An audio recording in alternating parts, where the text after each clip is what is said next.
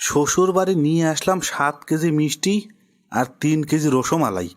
আর রাতে আমারে খাবার দিল কিনা 95 টাকা কেজি দরের পাঙ্গাস মাছের 2 টুকরা ভাজি আর 120 টাকা কেজি দরের পোলট্রি মুরগির আলু দিয়ে রান্না করা পাতলা ঝোলের তরকারি। কি গো, কোনো সস্তা জাতীয় খাবার নেই? এত দামি খাবার আমার গলা দিয়ে নামবে না তো। বিয়ে করার সময় মনে ছিল না বাপ মা মরা মেয়েকে বিয়ে করলি শ্বশুর বাড়ির আদর জুটবি নিয়ে? ভাইয়ের সংসারে থেকে বড় হয়েছি, এতটুকু যে পাচ্ছ এটাই অনেক। আচ্ছা, আর বলতে হবে না, আমি এটাই খেয়ে নিচ্ছি। যে জিনিসটা খেতে পারো না সেটা এখন খেয়ে আমার খুশি করতে হবে না। একটু বসো, আমি ডিম ভেজে নিয়ে আসছি। ডিম ভাজি করতেছো কেন? রান্না কি ভালো হয় নাই? আসলে ভাবি ওর পাঙ্গাস মাছ আর পোলট্রিতে অ্যালার্জি।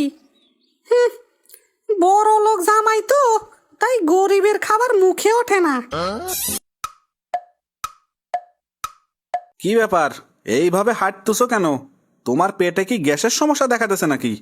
ঠিকঠাক মতো বাথরুম হচ্ছে না বলিয়ে এইভাবে সামনে হাঁটতেছো।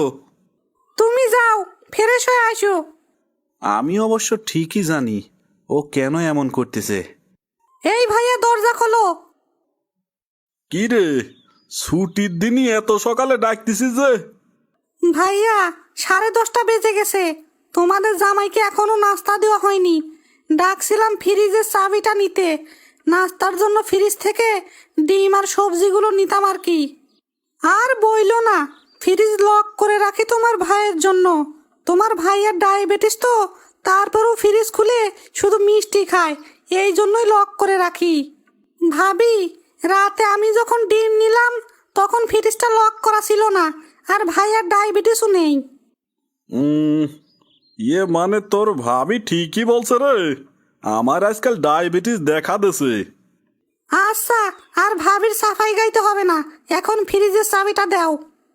এই নাও, সকালের নাস্তা দিতে দিতে বেজে গেল 11:30। কি দরকার ছিল নাস্তা বানানোর? আর একটু পর না হয় দুপুরের খাবারটাই একবারে খেয়ে নিতাম। আচ্ছা, আমি আর কিছু বলছি না, চুপচাপ নাস্তা করে নিচ্ছি। এই শোনো, হ্যাঁ বলো। অনেক হয়েছে শ্বশুর বাড়ি থাকা, তাড়াতাড়ি তৈরি হয়ে নেও, এখনই বাসায় যাব। বলো কি, কে বলি ঘুম এলো আর এখনই বাড়িতে যাতি বলতেছ? গতকাল বিকালে আসলাম আর আজকেই চলে যাব। আমি তো ভাবছিলাম কয়েকদিন শ্বশুর বাড়ি থাকবো। তোমার আবার কিসের শ্বশুর বাড়ি? তোমার শ্বশুরও বেঁচে নেই, শাশুড়িও বেঁচে নেই, তাই তোমার কোনো শ্বশুর বাড়িও নেই। ও রাগে কথাগুলো বলতেছে আর ওর 2 গাল বায়া অনবরত জল পড়তেছে। মেয়েরা আসলেই খুব অদ্ভুত হয়, নিজের বাড়িতে স্বামীর চুল পরিমাণ অযত্ন সহ্য করতে পারে না। আচ্ছা, আমি রেডি হচ্ছি। মা, আপনাদের চা দিব? না না মা, এখন লাগবে না, একটু পরে দিও। শোনে না পা, ফকিন্নির বাড়িতেই আমার ছেলেকে বিয়ে করাই নাই। মেয়ের বাড়ির লোকজন আমার ছেলেকে ফ্রিজ, টিভি, মোটর সাইকেল সবই দেছে। তা আপনার ছেলের শ্বশুর বাড়িতে ছেলেকে কি দিল? নিজের বাড়ির মেয়েকে দিয়েছে, আর কি দেবে? ফ্রিজ, টিভি, মোটর সাইকেল কিছুই দেয়নি। আমার ঘরে 2টা ফ্রিজ আছে, একটা নর্মাল ফ্রিজ আর একটা ডিপ ফ্রিজ, তাই আর একটা ফ্রিজের কোনো দরকার নাই। 42 ইঞ্চি একটা এলইডি টিভি আছে, তাই টিভিরও দরকার নাই। ছেলের আমার প্রাইভেট কার আছে, তাই মোটর সাইকেলেরও দরকার নাই। আমার ঘরে আল্লাহর রহমতে আছে, কিন্তু ছিল না একটা মেয়ে, ওরা আমার মেয়ে দেশে, তাই আমার আর কিছু চাইনি। আচ্ছা ভাবি, আমি গেলাম, আমার বাসায় একটু কাজ আছে। এই, তোর সমস্যা কি? কিছু হলেই এমন করে কাঁদিস কে? এত সুন্দর করে সাজিয়েছিলি আর এখন কাঁদিয়ে সব নষ্ট করলি। শোন মা, 16 বছর বয়সে আমার বিয়ে হয়েছিল। এই ছোট বয়সে চুপচাপ সংসারের জন্য দিন রাত খাইতেও কোনো সম্মান পাতাম না। শাশুড়ি, ননদ, দেবর সবার শুধু আমার বিরুদ্ধে অভিযোগ থাকতো।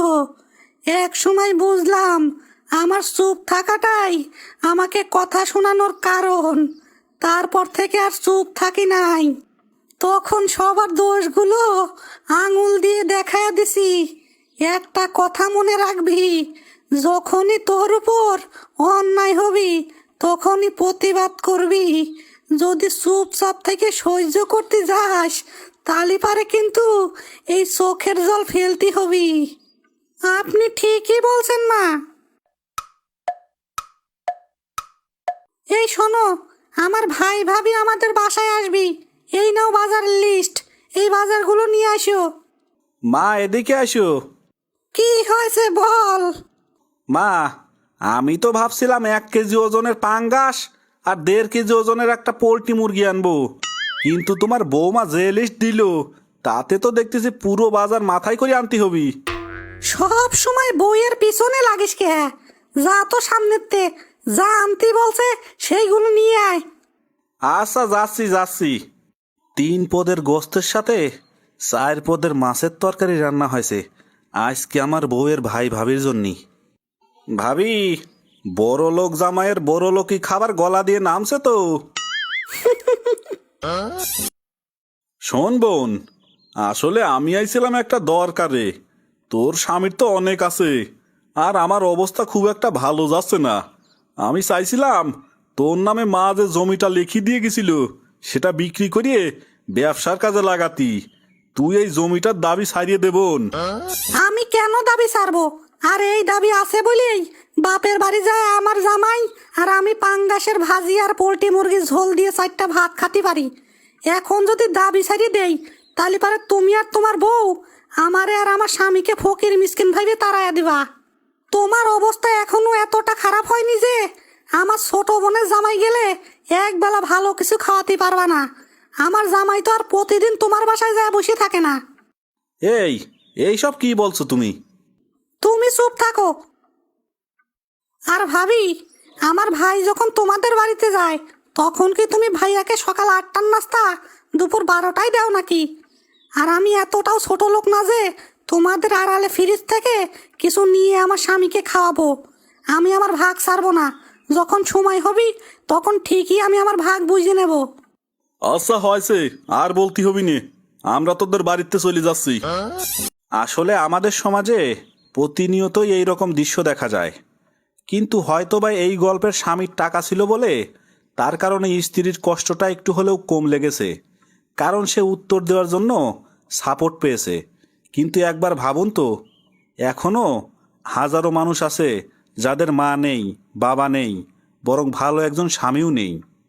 স্বামীর বাড়িতে ভালো রাখার জন্য ভালো কোনো মানুষের সাপোর্ট নেই, তখন তার জীবনটার মাঝে সে কি পায় একবার চিন্তা করুন তো।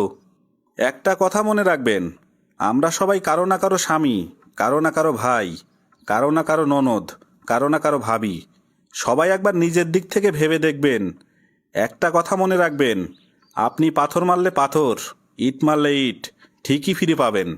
আমি কাউকে বিবেক দিচ্ছি না, আপনার বিবেক আপনার উত্তম আদালত। বিবেককে প্রশ্ন করুন, আপনারা যা করছেন তা কি ঠিক নাকি বেঠিক।